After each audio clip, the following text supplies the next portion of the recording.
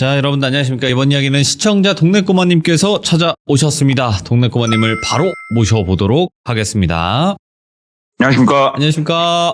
잘 지내셨습니까? 네, 동네꼬마님을 뵙습니다. 아유, 반갑습니다요. 네, 새해 복 많이 받으세요. 아유, 복 많이 받으십시오. 감사합니다. 자, 오늘 동네꼬마님께서 해주실 이야기가 일단은 섬뜩해요. 떨어지면 안 되는 좀 그런 뭔가 느낌이 있는 것 같아요, 보니까. 근데 키워드가 네네. 말씀을 드려도 될 것 같은데 제가 이제 보내드린 키워드가 떨어지면 죽는다. 예. 네, 떨어지면 죽는다인데 그렇죠. 그 키워드로는 조금 유추는 오늘 힘들 수도 있어요. 오, 알겠습니다. 그럼 바로 출발을 해보도록 할게요. 렛츠가! 길이십니다. 동네 꼬마요!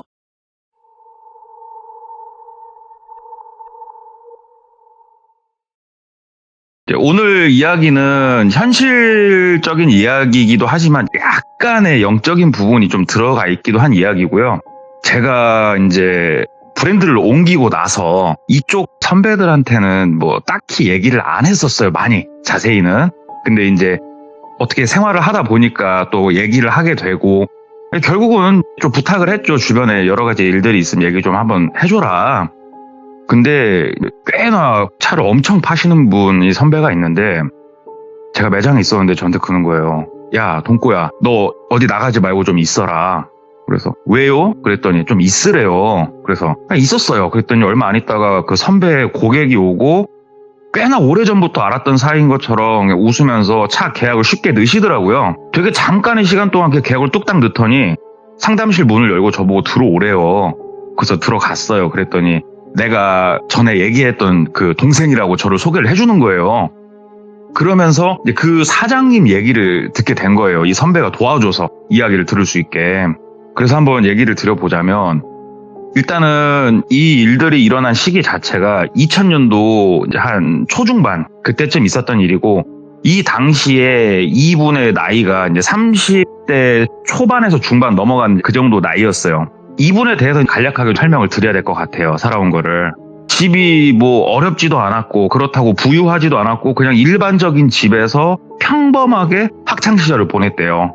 근데 특이한 점이 딱 하나가 있었는데 정말 죽을 만큼 공부하기가 싫었대요. 미칠 만큼.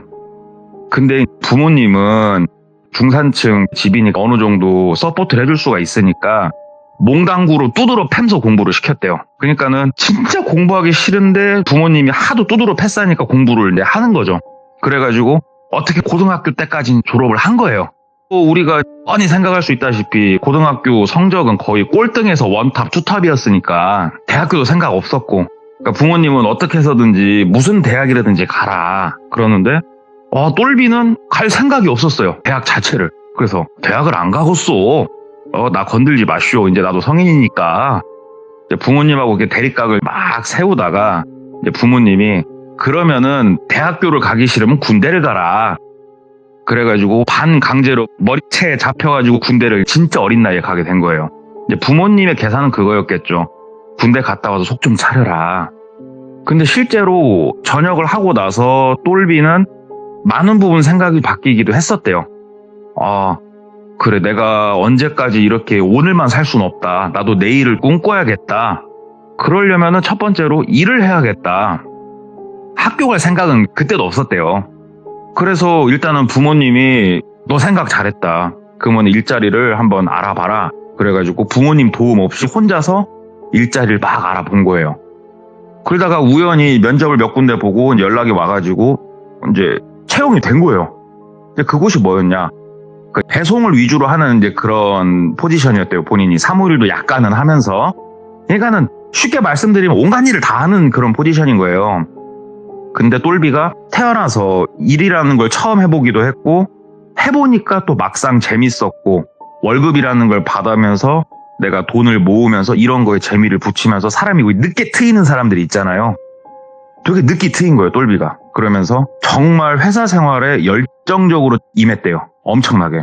그러니까 회사 내에서도 인정을 받았고 또 이 업종 자체가 굉장히 아는 사람들만의 리그인 그런 업종이었대요. 그래가지고 똘비가 어린 나이에 싹싹하게 인사하면서 배송 나가고 서류 처리 깔끔하게 해주고 하니까 그 거래업체 사장님들이 똘비를 정말 이뻐했대요. 어리니까 막 자식같이, 조카같이.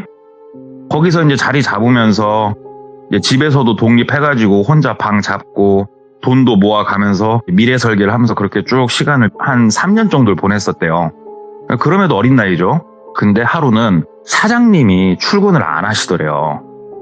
오늘 일이 있으신가 보다. 근데 이렇게 안 나오실 분이 아닌데 하고 일을 하고 있는데 사모님이 연락이 왔대요. 사장님이 교통사고가 크게 나가지고 출근을 못 할 것 같으니까 사무실 사람들이 알아서 잘 좀 이끌고 있어라 연락이 왔대요. 그래서 이사님을 필두로 사장님이 없어도 회사는 굴러간다. 열심히 하자. 그래서 하는데 사장님이 돌아가신 건 아닌데 연세도 있으셨고 일을 계속하기가 좀 힘든 상황이 왔나 보더라고요. 그래서 똘비는 어쩌면 이건 기회다라는 생각도 했대, 어린 나이에. 그럼 이 회사를 어찌됐건 사장은 운영을 못하면 누군가에게 넘길 거 아니냐. 근데 내가 어차피 살 돈은 없지만 뭔가 기회는 생길 수도 있겠다라는 생각을 했는데 이사님이 눈독을 들이게 된 거예요, 이 회사를. 그러면서 이사가 다른 이제 나이가 좀 있는 선배들하고 야, 같이 출자를 좀 하자. 돈을 좀 어떻게 같이 해보자. 막 이런 얘기 하는 거를 똘비가 한쪽에 담배 피면서 그 얘기를 듣게 됐고 아버지한테 딱 태어나서 처음으로 무릎을 꿇고 부탁을 드렸대요. 아버지, 이래저래서 회사가 공중분해는 아니고 누군가에게 넘어가겠는데 내가 한번 주워 담고 싶습니다. 아버지, 총알 한 발 장전해 주십시오. 딱 얘기를 한 거예요. 그러니까 아버지가 얘기를 듣더니 상세하게 좀 더 구체화를 시켜봐라. 네가 무슨 말인지는 알겠다. 근데 그 회사 자금 사정이라든가 이런 건 네가 모르는 게 있을 수도 있으니 네가 한번 철저하게 알아보고 다시 얘기를 하자. 그래서 똘비가 이사님하고 단판을 지었대요. 내가 어리지만 나 총알 장전할 수 있다. 같이 가자. 그러니까 이사가 되게 반기는 눈치더래요. 엄청나게. 그러면서 결국은 출자를 했는데 이사가 6, 똘비가 4. 6대 4로 출자를 했대요. 그리고 이 회사에서 벌어들이는 수익금도 6대 4로 배분을 하기로 했고 졸지에 똘비는 3년 만에 사장이 된 거예요. 공동사장이긴 하지만 직급은 안 바꿨대요. 그대로 일은 똑같았고. 근데 이 이사라는 사람이 웃고 있었던 이유가 있었던 거예요. 똘비가 어찌됐건 본인이 직급은 옛날 걸 유지하더라도 여기 지분이 있는 사장이니까 경리부 여성분 통해가지고 서류랑 다 해서 똘비가 다 꼼꼼하게 확인을 한번 했는데 이사님이 대놓고 회사 돈을 정말 재밌게 쓰고 있더래요. 너무 대놓고. 그래서 똘비가 몇 번은 더 지켜봤대요. 말씀 안 드리고. 근데 좀 이렇게 시간을 갖고 보다 보니까 왜 내가 하자고 했을 때 이사님이 좋아했는지 알 것 같더래요. 어리지. 사회생활 경험도 크게 없지. 네가 뭘 알겠냐. 이렇게 아무것도 모르는 놈이 돈을 들고 와. 와, 땡큐다 이건. 그래서 똘비는 자기가 40%만큼 정산 받아야 될 돈도 엄청 적게 받고 있는 거였고 회사 돈도 엄청 쓰고 있었고 그래서 아버지하고 상의를 하고 아버지 지인분을 만나서 배임 횡령으로 이사를 날려버리기에 이르러요. 그래서 하늘이 어떻게 보면 이끌어 주는 거예요, 길을. 이사를 날렸어요. 이사를 날려버리고 똘비가 그냥 대표가 돼버린 거예요. 이 회사에. 오야지죠. 와. 그냥 어떻게 살다 보니까 20대 중후반의 나이에 한 회사의 사장까지 올라가 버린 거예요. 그리고 아까도 말씀드렸다시피 그들만의 리그인 회사예요. 이 말은 즉슨 안정적인 수익이 창출이 된다는 거예요. 인맥만 있으면. 근데 똘비는 인맥도 있고 기존의 이 회사가 신생회사도 아니다 보니까 벌이가 괜찮았대요. 진짜 나한테도 이렇게 기회가 오는구나 싶었대요. 그래가지고 정말 열심히 뼈 빠지게 일을 했대요. 미친 듯이 그렇게 일을 하니까 회사 매출도 좀 더 성장을 했고 돈도 많이 모였고 이러면서 똘비가 또 생각을 했대요. 여기에 안주하지 말고 지금 우리 회사가 업무가 여러 가지가 있는데 이거를 약간 전문식으로 해가지고 사업체를 하나 더 내자. 2개를 운영을 해버리자. 그리고 나중에 혹시라도 하나를 더 내 3개 정도가 되면은 그때는 지주회사 개념으로까지 막 계획을 짠 거예요. 거창하게. 그래서 법인을 하나 더 내고 진짜로 돈을 신나게 벌었대요. 그러니까 이분이 저한테 얘기해 주기로는 돈을 신나게 벌 때는 내 통장 잔고가 얼마인지를 모른대요. 왜 그러냐면은 내 통장 잔고를 확인해 볼 일 자체가 없대요.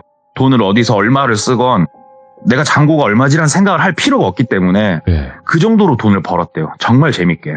그렇게 돈을 이제 쭉 벌면서 돈이 좀 이제 모이니까 회사 규모를 확장하기로 마음을 먹고 부지를 매입해가지고 건물을 올리고 자재창고를 크게 지었대요. 되게 이제 더 욕심이 든 거죠. 여기까지가 딱 왔을 때 아까 말씀드린 이야기 초반에 똘비 30 초반 그때 시기가 온 거예요. 여기까지가.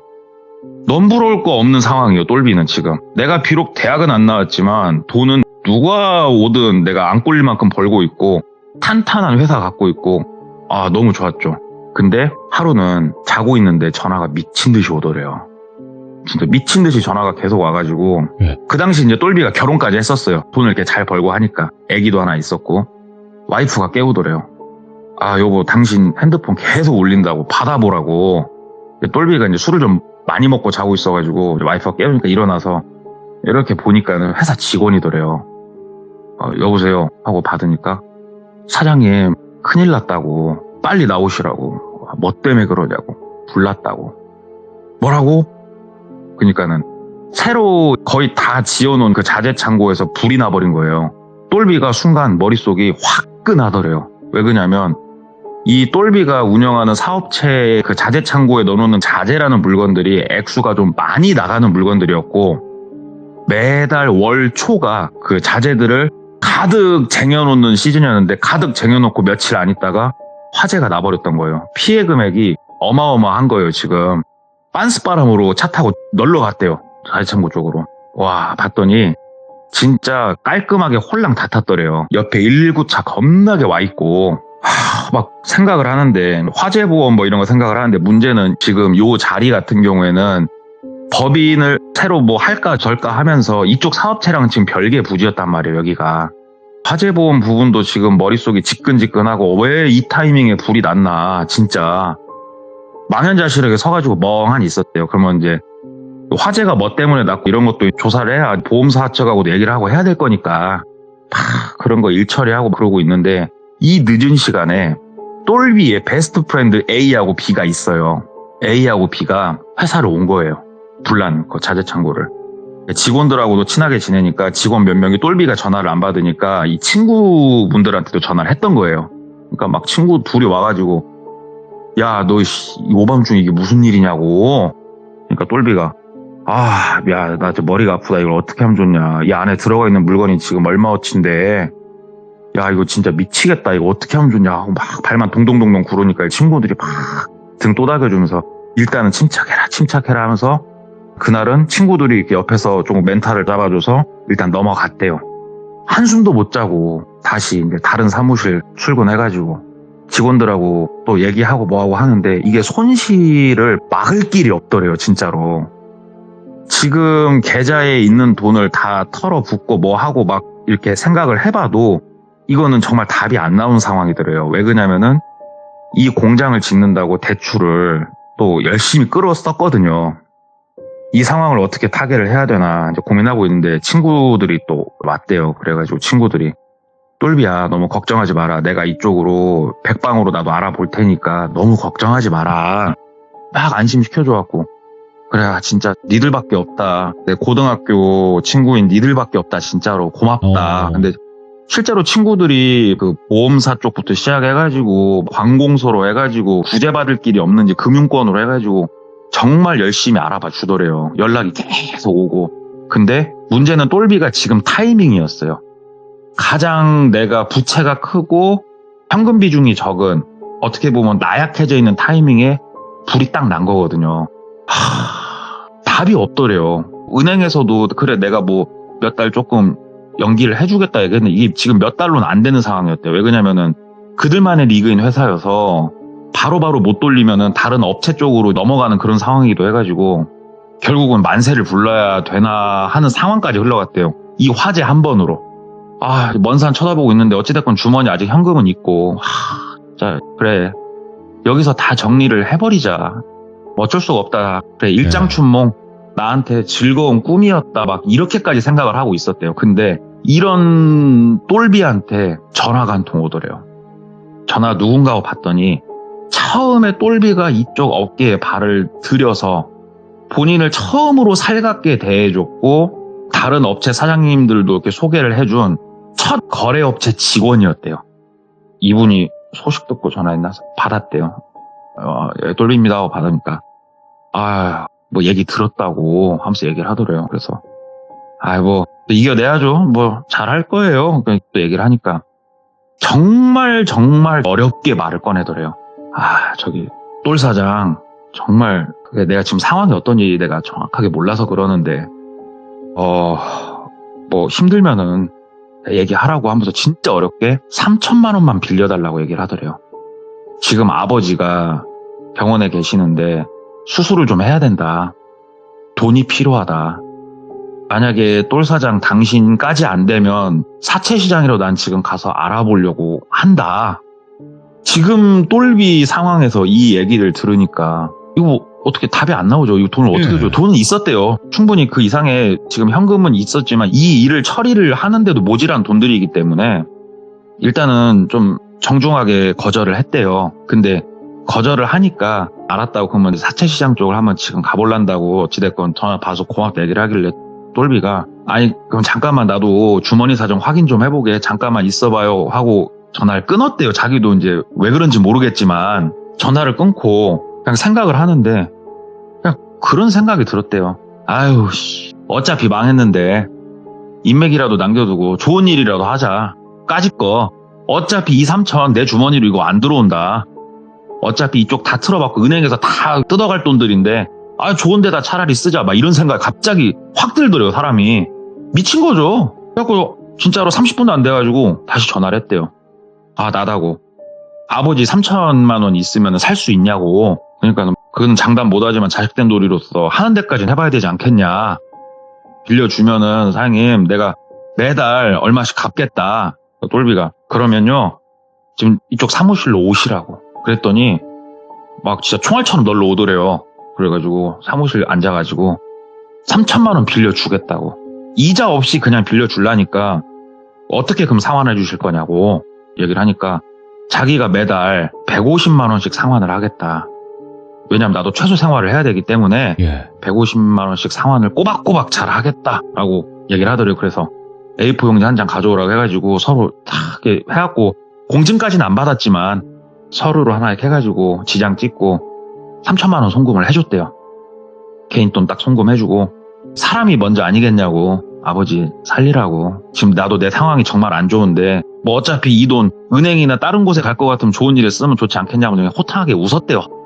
그랬더니 정말 고맙다고 몇 번을 인사를 하더래요. 내가 이 은혜는 당신 은혜는 내가 반드시 갚겠다고 하면서 이제 갔고 똘비는 이제 그 이후로 일들이 더 어렵게 꼬여가지고 진짜 친구들이 정말 열심히 알아봐 줬는데 결국은 막 어떤 건 기한이 넘어가고 해갖고 막 난리 부르스가 나가지고 결국은 이제 만세를 불렀대요. 쉬운 얘기로 이거 나 모르겠어 은행 니들이 알아서 하시오 하고 만세를 불러버린 거예요. 다시 똘비는 졸지에 빈털터리가 된 거예요.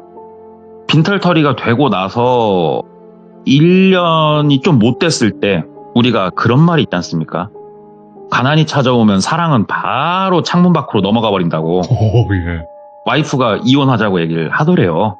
굉장히 씁쓸했대요. 엄청나게.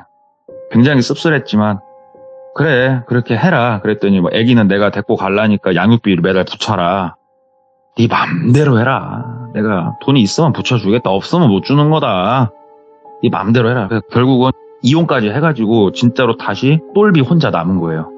부모님 돈도 좀 갖다 썼고 내가 어쩌다 상황이 지금 이 지경까지 온 건가 진짜 싶더래요. 앉아갖고 생각을 하는데 온갖 난리를 하면서 그냥 시간을 버텼대요. 반년 이상. 그러니까는 만세 부르고 1년 반 정도가 더 지난 거예요. 생활이 정말 처참해져 있었대요. 상당히 많이. 그래도 친구 A하고 B는 똘비 옆에서 항상 화이팅을 불어 넣어줬대요. 한 번 성공했던 놈이 다시 성공하지 말란 법 있냐. 할 수 있다 너. 기운 내라. 우리들이 도울 게 있으면 돕겠다. 진짜 이 녀석들마저 없었으면 내가 어떻게 버텼을까 싶었대요. 그렇게 이제 쭉 버티면서 살고 있는데 하루는 A한테 전화가 오더래요. 그래서 A야 받으니까 저녁에 뭐 하냐? 그러더래요. 그래서 저녁에 그냥 원룸방에서 자빠져 있어야지 얘기를 하니까는 그래 그러면 저녁에 내가 B하고 네 원룸으로 갈 테니까 네 원룸에서 소주 한잔 하자.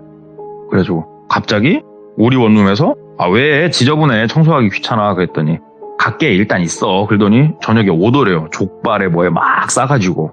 그래서 막 얘기하면서 이제 술 마시면서 족발 뜯으면서 얘네 때문에 한 번씩 웃는다 하면서 얘기를 쭉 하는데 그런 거 있잖아요. 우리 막 왁자지껄 친구들끼리 떠들고 놀다가 갑자기 일부러 분위기를 쫙 다운시키는 거. 분위기를 엄청 무겁게 쫙 다운시키더니 얘기를 하더래요. 사업 제안. 야 똘비야, B하고 내가 나름 고민 정말 많이 했다. 네가 그쪽 업계에서 어찌됐건 탑을 찍었던 놈 아니냐 우리 동네에선. 그렇지, 열심히 했지. 인맥 살아있지. 인맥은 아직 살아있지. 나하고 B하고 돈을 댈 테니까 한번 해볼래? 라고 얘기를 하더래요. 친구들이. 갑자기 똘비가 눈이 번뜩 뜨이더래요. 진짜? 야 이거 뭐 1, 2억 가지고 시작할 수 있는 건 아니야. 생각보다 총알 장전 좀 세게 해야 돼. 니네 감당할 수 있겠냐. 그러니까는 A하고 B가 얘기를 하더래요. 똘비야, 너 시작을 처음부터 그렇게 크게 했던 건 아니잖아. 우리 초심으로 돌아가서 우리가 준비할 수 있는 총알이 그렇게 크진 않아. 그러니까는 진짜로 작게 시작해서 키우자. 진짜 너 믿고 나도 B도 한번 달려볼 테니까 한번 하자. 네 이런 썩히기 아깝다. 생각할 시간을 좀 줘라. 왜 그러냐면은 그 자리에서 바로 오케이를 하기에는 머리가 너무 복잡했대요. 예. 그러니까 A하고 B가 뭐 생각이고 나발이고 지금 네가 뭐 할 게 있겠냐. 무조건 오케이 해라 하면서 다시 이제 분위기를 활기차게 띄우고 친구들이 갔대요. 친구들이 가고 이제 생각을 좀 하는데 똘비도 똘비 나름대로 다른 일을 하나 해볼까 했는데 명의들이 좀 걸린 게 있어가지고 조금 이렇게 숨 참고 있는 상황이었거든요. 몇 년만 좀 더 버티자라는 생각으로. 그러니까 선뜻 친구들한테 오케이라는 말도 못하겠고 또 동업을 하긴 싫었대요. 이렇게 갈팡질팡 하면서 한 3, 4일 정도가 딱 지났는데 문자가 한 통 딱 오더래요. 봤더니 부고 문자가 오더래요. 누군가하고 봤더니 3천만 원 빌려준 그 직원 아버지가 돌아가셨다는 부고 문자가 왔더래요. 아휴, 결국은 돌아가셨구나. 그래도 자식된 도리로 하는 데까지는 했으니까 뭐 가슴에 못 박진 않았겠지 이 친구가. 그래, 내가 그럼 거기 가서 인사라도 해야겠다. 예. 그래가지고 그때는 없는 형편이죠. 없는 형편에 몇만 원 이렇게 주워 담아가지고 검은색 정장 입고 갔대요. 장례식장을. 가니까는 그쪽 업계 사람들도 많이 와 있고 그러니까 괜히 이게 인사 이렇게 하면서 되게 조금 떡더름한 표정으로 쳐다보는 사람도 있었고 쌤통이다라는 표정으로 자기를 보는 사람도 있었고 본인이 그냥 그렇게 느낀 건지 모르겠지만 인사를 하고 한쪽에 앉으니까 이제 상주가 와가지고 이렇게 발걸음 해줘서 너무 고맙다고. 뭐 그동안은 그래도 한 달에 150만 원씩 잘 돈을 주고 있었으니까 그래요, 고맙네요 하면서 이렇게 얘기를 하고 있었대요. 그 똘 사장님 덕분에 그래도 해보는 데까지 해보고 아버지 보내서 나 후회 없다고, 너무 고맙다고. 진짜 이렇게 뭐 그냥 그런 얘기만 하고 이제 집에 와가지고 술도 좀 먹었겠다. 이제 잤대요. 자는데 꿈속에서 어떤 남자분이 본인하고 꿈속에서 소주를 먹고 있더래요. 근데 우리가 꿈이라는 게 앞뒤가 없이 바로 그냥 꿈이잖아요. 이분하고 되게 웃으면서 술을 먹고 있었대요. 꿈속에서 되게 기분 좋게 막 술을 먹는데 딱 그분이 그러더래요. 어찌됐건 저찌됐건 좀 미안하게 됐다고. 미안하게 됐는데 내가 이거는 내가 갚을 테니까 너무 그렇게 가슴에 담아두지 말라고 부탁 한 번만 좀 하자고. 똘비가 꿈속에서 아유 어르신 걱정하지 마시라고. 나 그런 거 가지고 속 안 상한다고 막 호탕하게 이렇게 얘기를 하면서 꿈에서 깼는데 이게 기억에 나더래요. 이게 뭔 개꿈인가. 일단은 이제 일 가려고 샤워를 막 하는데 그 남자분이 누군지 알겠더래요. 그 직원 아버지, 영정사진에서 봤던 그 직원 아버지더래요. 아이고, 내가 장례식장 갔다 오고 나니까 별 시답지 않은 꿈을 꾸는구나. 그렇게 하면서 일상생활을 보내는데 A하고 B는 사업을 하자 얘기를 하고 있고 똘비는 시간을 조금만 줘라. 내가 왜 그러냐면 하면서 얘기를 했대요. 따로 준비하고 있는 것도 있고 하니까는 조금만 시간을 좀 줘라. 두 개를 한꺼번에 할 순 없지 않냐. 그렇게 이제 시간이 조금 지나가지고 있는데 그 직원한테 전화가 온 거예요. 3천만 원 빌려준 직원한테. 그 아버지 재산 정리하고 뭐 하는 과정에 있어가지고 상황이 조금 자기가 어렵게 됐으니까 네. 몇 달 정도만 조금 딜레이하고 제가 돈 다시 입금해드리겠다고 똘비가 그 얘기를 딱 듣는데 진짜로 평상시에 아예 까먹고 있었던 그 꿈이 팍 생각이 나더래요. 머릿속에서 폭탄처럼 펑 터지는 것처럼. 아, 꿈에서 말한 게 이거였구나 싶더래요. 똘비가. 남은 돈을 얼추 계산해봤더니 그렇게 크진 않았는데 똘비 입장에서 지금 한 달에 150만 원씩 다시 이렇게 들어오는 이 돈이 되게 소중했대요. 엄청 소중했대요. 이거를 당장 내가 내 발로 걷어차기엔 뭐 한데 너무 강렬한 생각이 드니까 얘기를 했대요. 힘드냐? 그랬더니 얘기를 하더래요. 그때서. 아버지 장례식장 비용 그때 들어온 부조금들 그걸로도 빚 갚았다고. 빚 갚고도 빚이 아직 산더미인데 이게 상속 포기를 넘어서가지고 내 이름으로도 좀 많아가지고 솔직히 조금 많이 애로사항이 있다. 그래도 똘 사장인 건 내가 아무리 힘들어도 이렇게 챙겼었다. 그래서 똘비가 얘기했대요. 남은 돈은 몇 달 뒤에 주지 말고 너 생활 다 안정화되고 쓸 거 다 쓰고도 돈이 남을 때 갚아라. 그냥 그렇게 해라. 내가 실은 이래저래 해가지고 꿈속에서 네 아버지를 내가 며칠 전에 만났다. 아버지가 나 소주 한 잔 사주시면서 그 말인 것 같다. 자식놈이 이렇게 힘들어질 것 같은데 나라도 너 챙기라는 그 말씀 해주신 것 같다. 그냥 그렇게 생각할 테니까 내가 돈을 안 받겠다는 건 아니다. 그렇게 여유 있을 때 줘라. 그러면 된다. 그랬더니 울더래요. 울면서 진짜 너무 고맙다고. 그러면서 이제 전화를 끊고 반나절이 좀 못 됐을 때 그 직원한테 다시 전화가 오더래요. 무슨 일이냐고. 그랬더니 똘 사장 잠깐만 시간 좀 내주라고. 뭐 때문에 그러냐고. 그랬더니 그 어디 카페에서 잠깐 보자고. 그래서 저녁에 만났대요. 뭐 때문에 그런가 하고 만났더니 그 직원하고 되게 나이가 좀 있으신 여성분하고 두 분이 들어오더래요. 카페를. 그래가지고 인사를 이렇게 하고 보니까는 그 직원 어머니더래요. 예. 그러면서 어머니가 얘기를 하더래요. 뭐 그런 꿈 꾸신 것도 얘기 들었고 우리 아들한테 그런 선정을 베풀어 주신 것도 얘기 다 들었고 내 남편이 그래도 해볼 수 있는 만큼 다 치료해보고 갈 수 있게 도와주신 분이란 것도 다 들었고 하면서 얘기를 하더래요. 그 어머니가 똘비를 이렇게 한참 쳐다보더래요. 너무 부담스럽게 쳐다보더래요, 본인을. 그러니까 똘비가 왜 이렇게 쳐다보시냐고 그랬더니 한참 보고 있으니까 옆에 그 직원이 똘 사장 우리 담배 한 대 피러 나갈까? 그러더래요. 그래가지고 부담스러운 상황이면 잘 됐다고 담배 한 대 피러 나가자고 해서 어머니 카페 안에 남겨두고 둘이 담배 피러 나갔대요. 어머니가 지금은 뭐 그렇게까지 안 하시는데 소위 말하는 그쪽 무당분이시다고. 근데 이게 무당이라는 직업이 돈을 벌 때는 어마어마하게 버는데 또 신이 허락을 안 해주면 돈을 못 번다고. 그래서 우리 엄마는 지금 신이 돈을 허락을 안 해준다고 막 얘기를 하더래요. 뭐 그러냐고. 어머니가 너무 고마워서 은혜를 갚으려고 오늘 온 거니까 종교가 뭐냐고 묻더래요. 그래서 나는 종교 없다고. 그냥 산다고. 그러니까는 그럼 차라리 잘 됐다고.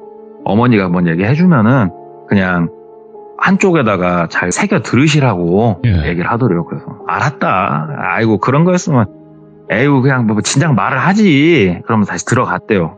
앉아갖고 있으니까 어머니가 이제 얘기를 몇 개를 해주시더래요. 사람 조심하라고 너 사람 조심하라고. 네가 어떻게 하냐에 따라서 넌 단명할 수 있는 사람이라고. 진짜 조심하라고 하면서 얘기를 막 그렇게 해주시더래요. 되게 무서운 얘기를 해주시더래요. 네가 원래는 단명해야 될 놈이다. 지금 네 명 얼마 안 남았다. 근데 이제 네 하기 나름이다. 내가 말해줄 수 있는 거는 여기까지인데 사람 조심해라. 사람 믿지 마라. 동업 같은 거 하지 말고 보증 같은 거 서주지 말고 그냥 우리가 흔히 하는 얘기 있죠. 근데 그 얘기를 엄청 무섭고 진지하고 근엄하게 해주더래요. 본인한테.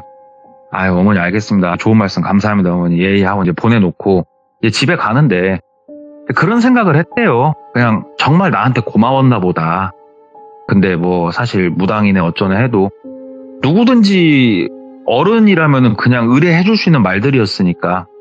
근데 단명한다는 얘기는 상당히 귀에 거슬리긴 했대요. 집에 가가지고 그렇게 있는데 친구들이 와가지고 또 뽐뿌지를 겁나게 한 거예요. 야, 네가 몇 년 있다가 총알 어디서 장전할래? 우리가 하자고 할 때 하자. 친구들이 도와줄 때 해라. 똘비가 못 이기는 척. 알았다. 그러면은 우리 삼총사가 한번 달려보자. 구체적으로 얘기하자. 자, 수익이 난다. 그럼 어떻게 배분할래? 하면서 이제 사업적인 얘기를 쫙 해가지고 친구들이 출자를 해가지고 되게 작게 창업을 했대요. 오. 창업을 하고 똘비는 지금 그 본인의 신상이 본인이 대표로 올라가 있거나 그럴 수가 없으니까 그냥 직원으로 뛴 거예요. 이 상황에 닥쳐보셨던 분들은 아마 이해를 하시겠지만 회사를 다닌다고 신고도 못해요. 소득이 막 잡히고 그러면 안 되는 상황이었고 몇 년간은 직원으로도 등록 안 하고 그냥 월급도 따로 현금으로 받고 그러면서 미친 듯이 일했대요. 미친 듯이 똘비가. 다시 그 업체를 다 찾아다니면서 인사를 하고 나 다시 작게 시작했으니까 좀 도와주셔라. 내가 망한 게 사장님들한테 약속 못 지키고 그만둔 건 아니지 않냐.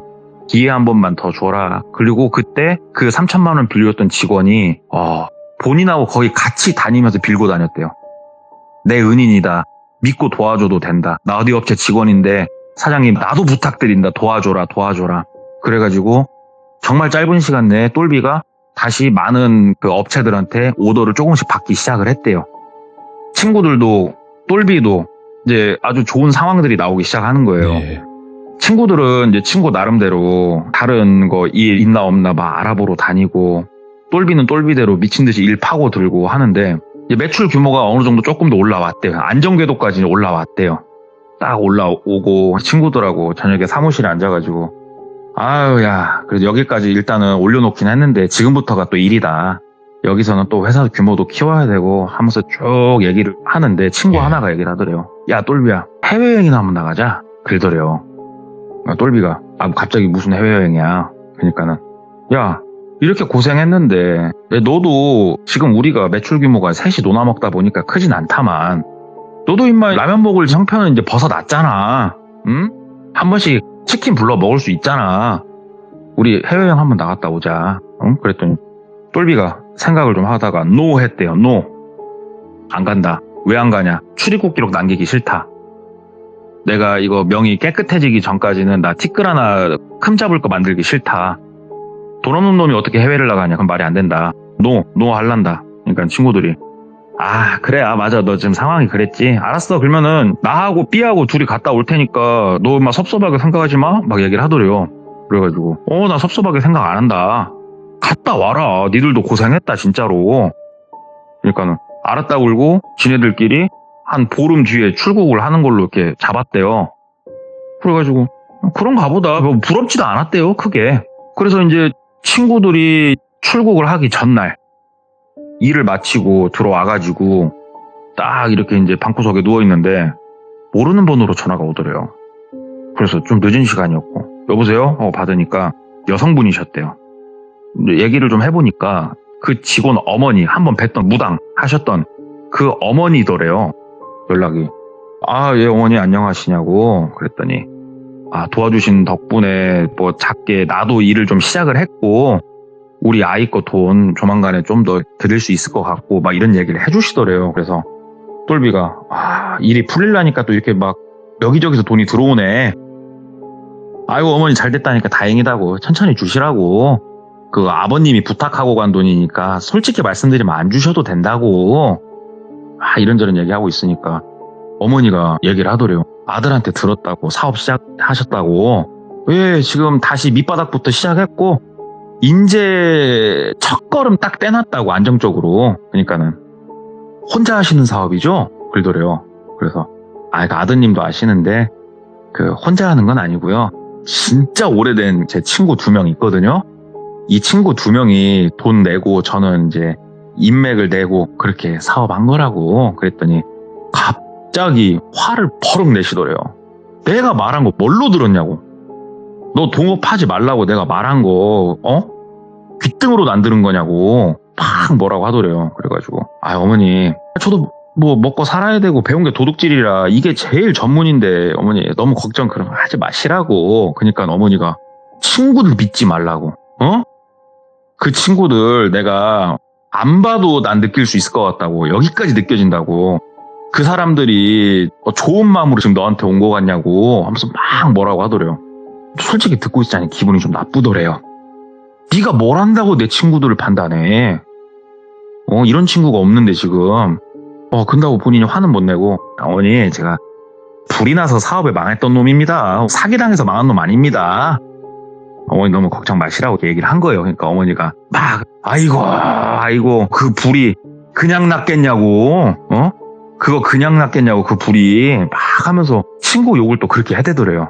어머니 알았다고 너무 걱정 마시고 잘 할게요. 끊었대요 전화를. 다음날 친구들은 출국했어요. 아침 일찌감치 비행기 타러 가가지고 똘비 하나 간다 그러고 비행기 타고 이제 얘네들 갔고 똘비는 혼자서 막 분주하게 일을 했대요. 물건 배송 갖다 줄 때 좀 갖다 주고 막 들어와가지고 컴퓨터로 막 서류 전산 처리해줄 거 해주고 그러다 보니까는 늘 똘비가 퇴근 시간이 8시 9시였대요. 빨라야. 그날도 변함없이 8시 9시까지 죽으라 일을 하고 있었대요. 막 일을 하다가 너무 피곤하더래요. 그래가지고 일을 좀 이제 마무리 짓고 이제 집에 가야겠다 하고 있는데 우리가 발소리를 죽이고 사람이 바깥에서 이렇게 움직이는 듯한 그런 류의 소리가 들리더래요. 작게. 이제 본인 방이 있었으니까 누구야? 하고 나가가지고 방문을 열고 딱 밖을 봤는데 아무도 없더래요. 근데 이 사무실이 지금 되게 뭐라고 해야 될까? 조금 낙후된 건물에 있는 사무실이었거든요. 심지어 자재도 쌓아야 되는데 2층이었대요.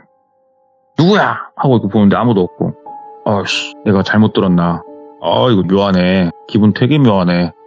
일단은 서류 정리하고 가야겠다 하고 나가가지고 다시 본인 방에 들어와가지고 컴퓨터 작업 마무리할 거 모니터 보면서 이렇게 하고 있는데 이제 똘비가 모니터를 보고 있으면은 그 모니터 뒤편으로 본인 방 문이에요. 방문은 지금 열어놔버린 상태고 와 이렇게 보고 있는데 분명히 뭔가 움직이는 걸 본 것 같은 거예요. 지금 뭔가 이 모니터 뒤로 잠깐이지만 뭐가 싹 보였다가 싹 사라지는. 오씨 뭐야 누구세요? 누구 있어요? 얘기를 하니까 되게 또 조용하더래요. 나갔대요. 조용히 나가가지고 이렇게 보는데 없으니까 되게 무섭더래요. 내가 귀신인가 막 이런 생각이 사람이 본능적으로 드니까 옆방을 문을 열었대요.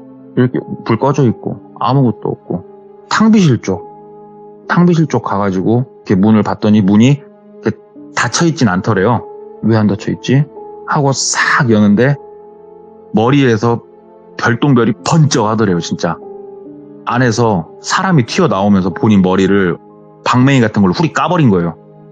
아이고야 하고 뒤로 이제 자빠진 거예요. 똘비가 앞을 이렇게 보는데 그 작은 탕비실에서 4명이 나오더래요.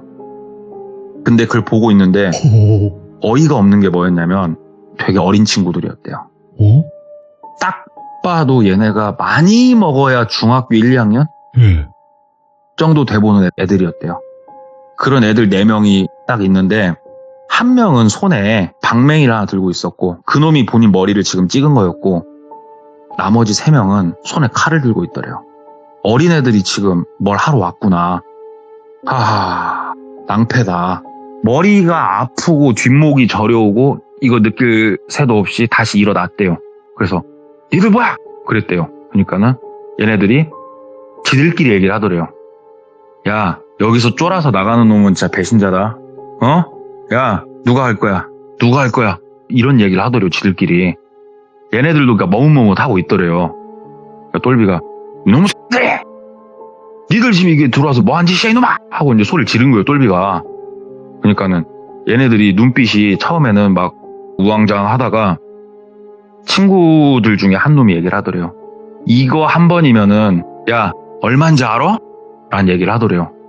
그러니까는 갑자기 이 어린 놈들이 눈빛이 보이더래요. 점점 바뀌는 게. 이게 사람이 눈에 점점 살기가 올라오는 게 느껴지더래요. 4명이 동시에. 똘비가 그걸 보는데 우와 여기 있으면은 나 죽는다라는 게 딱 느껴지더래요. 그래가지고 돌아서 막 뛰었대요. 일단은 본인이 바깥쪽 라인으로 뛸 수 있는 그쪽이었으니까 막 뛰어가지고 일단은 본인 그 사무실 들어오는 현관문 쪽을 열고 쫙 나가는데 딱 뒤에서 빡 하고 머리를 한 대 또 맞았대요. 방맹이로 맞았대요. 머리를. 갈팡질팡 쓰러지려다가 왼쪽으로 몸을 틀어가지고 쓰러질 것 같아가지고 딱 밟으니까 계단이더래요. 올라가는 계단. 이미 뒤에는 방맹이 든 놈이 먼저 나왔고 칼 든 애들이 따라 나오고 있는 상황이었대요. 그러니까 내려갈 수가 없었대요. 아래층으로. 나는 내려가야 되는데 지금 올라가야 되는 상황이 발생을 했대요. 머리가 피가 흐르는지 어쩐지도 모르겠고 일단은 위로 올라가면서 딱 하나만 기도를 했대요. 제발 문이 열린 사무실이 있기를. 여기가 4층 건물이었대요. 한층 더 올라가가지고 지나가면서 문을 당겨보는데 잠겨있고 그러다가 결국은 4층까지 올라온 거예요. 4층은 딱 올라가면은 왼쪽으로는 그 5개 정원처럼, 그러니까 정원은 없고 세멘 바닥인데 그렇게 돼 있고 우측으로는 사무실처럼 쓸 수 있는 그게 돼 있었는데 여기까지 올라왔는데도 안 되더래요. 열린 곳이 없더래요. 근다고 4층에서 뛰어내릴 수도 없는 노릇이고 지금 딱 뒤를 돌아보면서 바닥에 본인도 그 몽당구 같은 게 하나 보이길래 일단 주워 들었대요. 주워 들었는데 이놈들이 진짜로 여기가 지금 어두운데도 눈이 희번덕한 게 보이더래요. 근데 3명이더래요. 어떻게든 해보자. 얘네들은 덩치가 나보다 월등하게 지금 작다. 이래 죽나 저래 죽나 해보자 하고 막 대치를 하고 있다가 똘비가 먼저 후리 깠대요. 한 놈 후리 까면서 발로 참사하는데 와 이게 칼든 사람 상대하는 거는 나이가 어리건 적건 나보다 키가 작건 몸무게가 조금 나가건 이거랑 별개인 문제래요. 완전 이게 다르지. 예. 완전 다르대요. 칼을 들고 있으니까는. 근데 다행인 거는 칼이 한 방이 옆으로 싹 스쳤는데 스치는 걸로 일단은 끝냈고 얘네들도 내가 이렇게 저항을 하니까는 얘네가 전문적으로 훈련받은 그런 사람들이 아니잖아요. 길이 터졌고 다시 계단을 뛰어 내려가기 시작을 했대요. 막 뛰어 내려가는데 다시 본인 사무실에 있는 2층 근방까지 왔을 때 또 칼든 애 하나가 밑에 대기방을 타고 있더래요. 근데 본인이 내려가려고 하는데 얘는 이제 준비 자세를 이렇게 취하면서 진짜로 너는 가까이 오면 내가 죽인다 이런 뉘앙스였대요.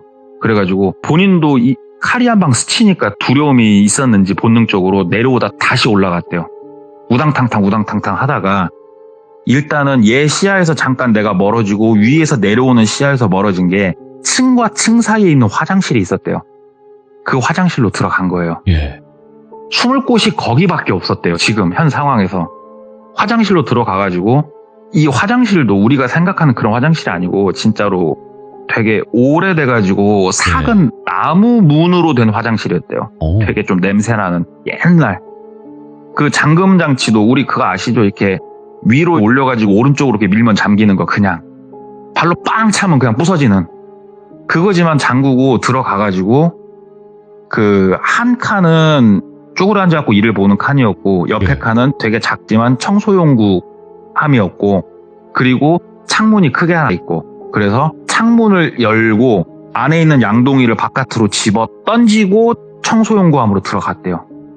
왜냐면은 본인이 그 행위를 하고 있을 때 이미 바깥에서는 발로 차고 있었대요, 문을. 청소용구함에 들어가가지고 몽둥이를 꽉 쥐고 이거는 어쩔 수 없다. 들어오면은 머리를 깨버리는 수밖에 없다, 내가. 이제 나도 물러설 곳이 없다 생각하고 있는데 얘네들이 들어오더래요. 딱 들어오더니 여기로 들어간 거 맞냐고. 여기 말고 사라질 곳이 어딨냐. 그러니까 이놈들이 딱 들어오니까는 창문이 열려있고 우당탕 소리도 들리고 했으니까 창문밖을 막 내보는 것 같더래요. 그러면서 막 지들끼리 욕을 하더래요. 아씨, 놈 뛰어내렸네. 아씨, 애색 어디 간 거야 하면서 막 얘기를 하더래요. 아, 얘네들이 속았나? 라는 생각을 가지고 청소용구함에 서가지고 입으로 숨을 쉬게 된대요, 사람이. 코로 숨 쉬면 소리가 나니까. 입으로 천천히 숨을 막 쉬면서 숨소리 안 나게 하려고 딱 안 움직이고 가만히 입으로만 숨 쉬면서 그러고 있는데 지들끼리 이제 막 몇 마디를 더 하더래요. 친구 하나는 바깥으로 이제 뛰어나가고 말소리 들리는 거 봐선 2명 딱 안에 화장실에 있는 것 같더래요. 아, 이 양반 잡으면은 지금 야 우리가 돈이 얼만데 와 미치겠다. 우리도 이거 큰맘 먹고 온 건데. 그랬더니 친구 하나가 야 나 이제 무섭다고 차라리 그만두자고 막 그런 얘기를 하더래요. 야 일단 나가서 너도 좀 찾아봐 하는데 이 얘기를 하고 있는 애가 왠지 그 대장 같고 그 쫄린다고 말했던 애는 바로 바깥으로 나가는 발소리가 들리더래요. 그러더니 그 대장 같은 애가 아이씨 막 그지 같네 하면서 막 이 어린애가 어떻게 이렇게 찰지게 욕을 하나 싶을 정도로 욕을 하면서 발소리가 살짝 소리가 나더니 쫄쫄쫄쫄쫄쫄쫄 소리가 나더래요. 이 새끼 봐라. 이 와중에 오줌 싸고 있네. 딱 소변기, 서서 싸는 소변기는 지금 똘비 맞은편에 있거든요. 가만히 소리를 들어보니까 이놈 친구들은 지금 건물 밖으로 나간 것 같아요. 똘비도 지금이다 싶었대요. 그래가지고 팍 차고 나가가지고 몽당구로 대가리를 진짜 있는 힘껏 후리 깠대요. 있는 힘껏. 막 이게 사람이 한 대를 딱 치니까는 여기서 안 멈춰진대요. 이게 사람이. 막 그 어린애를 미친 듯이 떼요. 머리만. 그랬더니 애가 축 늘어지더래요. 무섭더래요. 이 순간. 두 가지가 무서웠대요. 첫 번째로는 죽었나? 예. 라는 생각이 들었고, 두 번째로는 소리 듣고 혹시 이 친구들이 지금 올라오지 않을까? 라는 두려움 두 개가 공존을 해버리더래요. 건물 바깥으로 나가기에는 쩔리고, 이놈을 멱살을 잡고 오체로 잡고 들어 올렸대요. 본인 어깨로. 어디로 갔냐면 본인 사무실로 들어갔대요. 사무실 현관문은 쇠니까 들어가서 사무실 현관문을 잠궈버리고, 그럼 일단 얘네는 못 들어와요. 그리고 나서 도움을 요청하자라는 생각을 가지고 들어가가지고 얘를 땅바닥에 딱 내려놨는데 생각보다 피가 많이 나고 있더래요. 사람이 순간 어버버버해진대요, 이게. 지금 아마 귀종님들 같은 경우에는 119, 112에 바로 신고를 지금 해야 될 거 아니에요. 사람이 죽게 생겼고 내가 죽게 생겼는데 그렇죠. 순간적으로 머리가 엄청 하얘진대요. 손이 전화기를 잡을 수 없을 만큼 떨린대요. 부들부들. 그렇게 한 애를 눕혀놓고 1분가량 있었던 것 같대요. 본인이 얼어갖고 온몸이 부들부들 떨리면서. 근데 여기서 첫 번째 희소식이 나온 거예요. 얘가 신음소리를 내더래요. 애가 신음소리를 내면서 눈을 뜨더래요. 순간 너무 반갑더래요. 고맙다 안 죽어서. 야 진짜 고맙다 안 죽어서. 애가 일어나더래요. 근데 제대로 못 일어나더래요. 아 됐어. 일단은 애는 살았다. 우후 하면서 얘를 붙잡고 야 너 누구야? 누구야 이 새끼야! 하고 얘기를 한 거예요. 그러니까 걔가 눈에 두려움이 가득하더래요. 너 죽여버리기 전에 말하라고. 누가 시켰냐고. 누가 시켰어! 하고 막 얘기를 한 거예요. 그러니까는 A가 시켰대요. 그 어떤 아저씨들이 와가지고 돈을 얼마를 줄 테니까 좀 이렇게 하라고 시켰대요, 본인을. 그 사람 이름 뭐냐고. 이름은 모른다. 어떻게 이렇게 생기지 않았냐고 했더니 아 그렇게 생겼다고. 이상하게 생긴 그 뿔테 안경 쓰고 그랬더니 아 맞다고.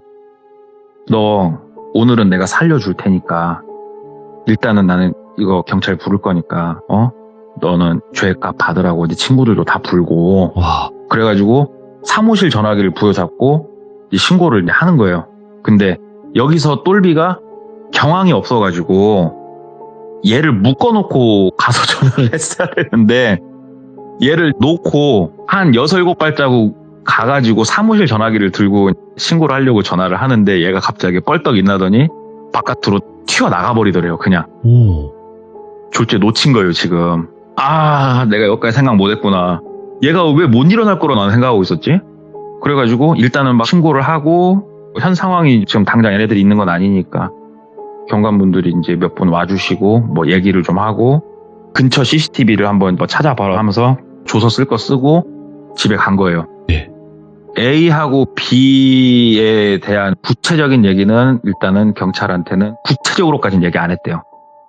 이렇게 저렇게 생긴 사람이라고 하고 누군가 사주를 했다. 분명 얘네를 잡아서 족치면 알 수 있을 거다라고 얘기는 했지만 똘비 머릿속에는 확신이 있었대요.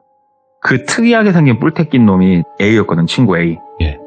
얘네가 도대체 무슨 생각이었을까 하면서 이러고 있는데 얘네가 그 3박 5일 일정으로 해외를 갔단 말이에요. 지금. 네. 기다렸대요. 그냥 기다렸더니 얘네가 귀국을 하고 사무실로 출근을 하더래요. 똘비야 잘 갔다 왔다고 하면서 선물도 이렇게 주더래요. 야 이게 그 나라에서 유명한 맛있는 뭘 한다 하면서 막 주더래요. 그래서 잘 갔다 왔냐고 똘비도 이제 애써 모른 척 하면서 야 좋더라 다음엔 같이 가자 하면서 만약에 얘네가 나쁜 놈들이면 이럴 리가 없는데 아니야 분명히 맞아 분명히 니들이야 그래 놓고서 A하고 B하고 항상 아삼육 둘이 같이 다니니까 일단은 나 오늘 야근할 테니까 니들 먼저 들어가라 뭐 그래라 하면서 똘비도 진짜로 자기 거 서랍 밑에다가 칼까지 갖고 있었대요. 혹시라도 얘네들이 또 먼지 달지 모르니까 먼저 들어간다 하고 둘이 가길래 똘비가 네. A야 잠깐만 나 업무적으로 너랑 좀 상의해야 될 게 있거든. 너 잠깐 시간 돼? 하면서 자연스럽게 A하고 B를 뜯었대요. 뜯어놓고 사무실에 앉아가지고 이제 괜히 이상한 거 물어봤대요. 야 이거 출자 좀 더 해야 될 것 같은데 이걸 어떻게 해야 될까 하면서 얘기를 이렇게 하면서 눈치를 이렇게 서로 보면서 얘기를 하는데 A가 딱 그런 게 좀 느껴졌대요. 애써서 괜찮은 척 하면서 지금 하고 있는 게 느껴졌대요. 그래가지고 이렇게 좀 얘기를 하다가 똘비가 또박또박 걸어가가지고 사무실 현관문을 닫고 잠궜대요. 딱 닫고 착 잠그니까는 A가 야, 엄마 뭐해? 그러더래요. 그러면서 똘비가 옆에서 이제 손에 칼을 쥐고 A한테 다가섰대요. 야, 너 나한테 할 말 없냐? 그 A가 야, 이 새끼 너 미쳤어. 왜 그래? 야, 너 뭐야? 그러더래요. 야, 연락받은 거 없어? 그랬대요. 그러니까 뭔 개소리냐고. 그러더래요. 야, 너 핸드폰 줘봐. 핸드폰 줘봐. 그러니까는 내 거 핸드폰을 왜? 그러더래요. 갖고 와. 죽여버리기 전에 갖고 와. 협박을 하고 핸드폰을 뺏었대요. A 거. 예. 그래가지고 너 여기 양반다리하고 앉으라고. 왜 그러냐면은 양반다리하고 앉으면 바로 일어나려면 시간이 걸리잖아요. 그렇죠. 너 양반다리하고 앉으라고 하고 두 발자국 뒤에서 한 손에는 칼을 들고 한 손으로는 얘 거 핸드폰 열어보기 시작한 거예요. B랑 문자 한 게 딱 바로 보이더래요. X 됐어. 이 새끼 명기네. 아, 너 짜증나네. 돈만 날렸네. 어린애들 시키는 게 아니었는데 막 이런 문자가 딱 보이더래요. 그래가지고 딱 그 문자창 있는 상태로 던졌대요. 야, 너 맞잖아. 개자식아 하면서 막 얘기를 했더니 A가 갑자기 무릎을 꿇더래요. 그러면서 파리가 손을 비비듯이 막 빌더래요. 똘비야 미안해. 똘비야 나 좀 살려줘. 똘비야 정말 미안해. 똘비야 나 좀 살려줘. 하면서 막 빌더래요. 그 똘비가 왜 그랬냐 너? 응? 야, 내가 도대체 니들한테 뭘 그렇게 잘못했길래 니들은 나한테 이짓거리냐? 막 뭐라고 추궁을 하니까 얘기를 하더래요. 똘비가 잘 나갔잖아요. 되게 잘 나갈 때 똘비가 친구들 부탁을 좀 거절을 했어요. 특히 돈적인 부분에 대해서 왜 거절을 했냐면 처음부터 거절을 했던 게 아니에요. 똘비가.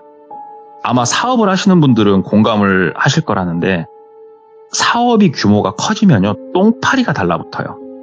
그러니까는 내가 사업이 규모가 좀 커지니까 A가 하루는 점심 좀 먹자고 해서 점심을 먹으러 나갔더니 A가 어떤 사람을 데리고 오더래요. 같이 점심 식사 자리에서 그 옆에 이분이 뭐 이번에 사업 아이템이 끝내주는데 똘비 네가 조금 투자를 좀 해주면 안 되겠냐고 이런 류의 얘기가 엄청나게 많이 나왔대요. A하고 B한테서.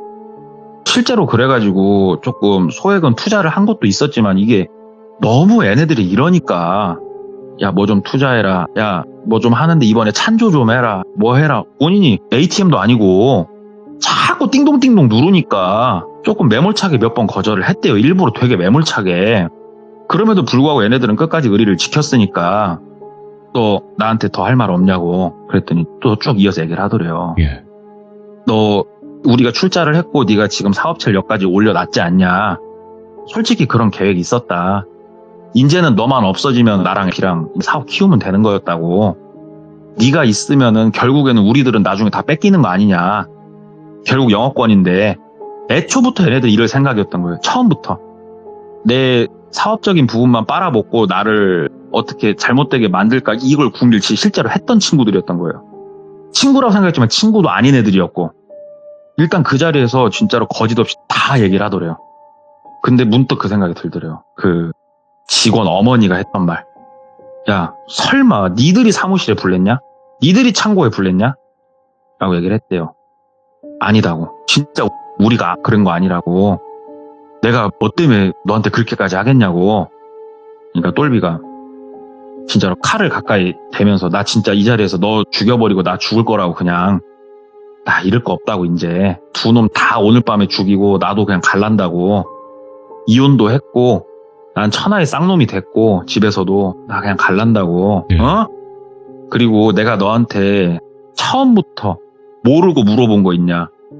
사무실에 불난 것도 내가 너한테 모르고 물어봤을까? 너 끝까지 거짓말하네? 하면서 일부러 눈을 희번덕하게 까고 얘기를 했대요.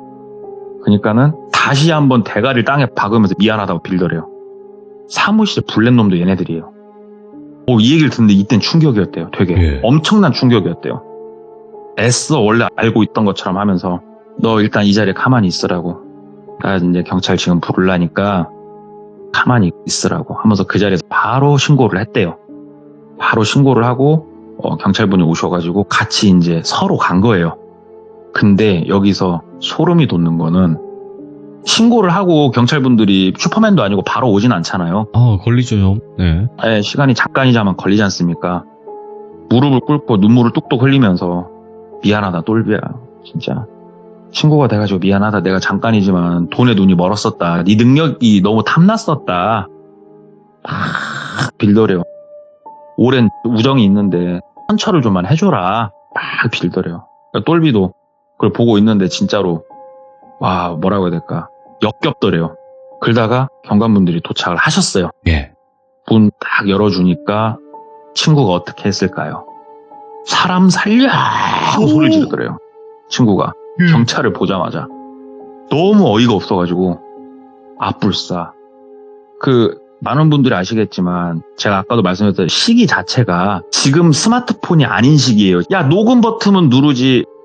그것도 좀 어려운 시기였고, 경황상 그것까지 생각도 못 했었대요. 당연히 경찰이 오면, 곧 있으면은 그 어린애들도 잡힐 거고 뭐 일이 이렇게 풀릴 거라고 그냥 막연히 생각을 하고 있었대요. 너무 충격도 컸었고. 근데 세상에 경찰이 들어오자마자 사람 살리라고 그렇게 소리를 지르더래요. 그러면서 막 경찰 뒤에 가가지고 무릎 꿇은 상태로 경찰 다리끈을 잡고 저 미친놈이 사람 죽인다고 저 옆에 저기 칼 있다고 저기 저 칼 지문 따보라고 하면서 난리가 나더래요. 예.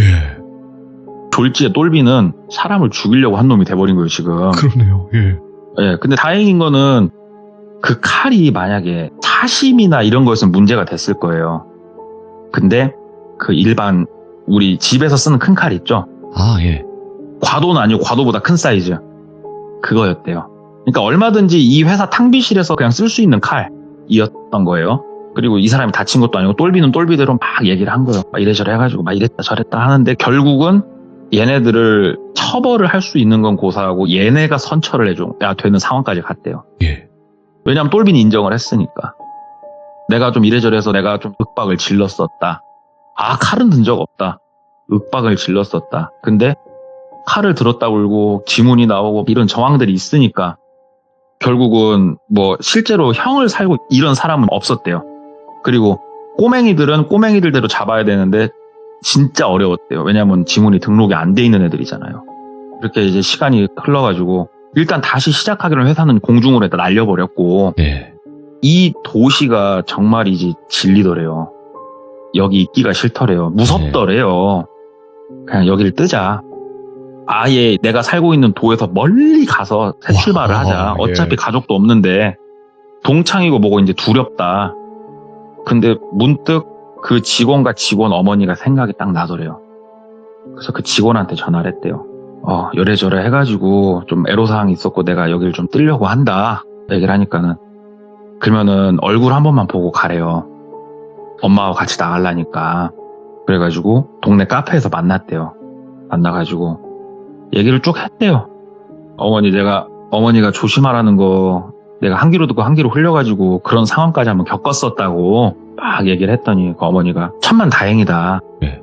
너는 내가 말하지 않았냐고 단명할 놈이었다. 근데 네가 선정을 그동안 많이 베풀고 산 것 같다. 우리한테 한 걸 보면은 알겠다. 네. 선정을 베풀었기에 네가 아직은 목숨이 붙어 있는 거다. 그리고 큰 고비를 넘겼으니 잘 살 거고 오래 살 거다. 라고 그렇게 얘기를 해주면서 네가 진짜로 좋은 일을 했으니까 사는 거다. 이건 분명한 거다. 막 얘기를 해주더래요. 예. 그래가지고 어찌됐건 저찌됐건 뭐 이제 기분은 좋으니까 예. 그런 말을 해주니까 어찌됐건 저는 이 도시를 좀 뜨려고 한다고 그 돈 남은 건 안 주셔도 된다. 제가 진짜로 그 돈 덕분에 내가 목숨 살렸다고 생각한다. 그러고 나서 이제 그 도시를 뜨고 다시 열심히 해가지고 지금은 사업체를 꽤나 그래도 크게 잘 운영을 하고 계셔요. 그분이. 근데 제가 말씀드린 키워드가 떨어지면 죽는다 했잖아요. 맞아요. 이게 이런 얘기를 쭉 해주고 나서 이분이 저한테 자기가 가진 소신에 대해서 얘기를 좀 해주시더라고요. 예. 이 얘기 때문에 내가 알게 된 것들.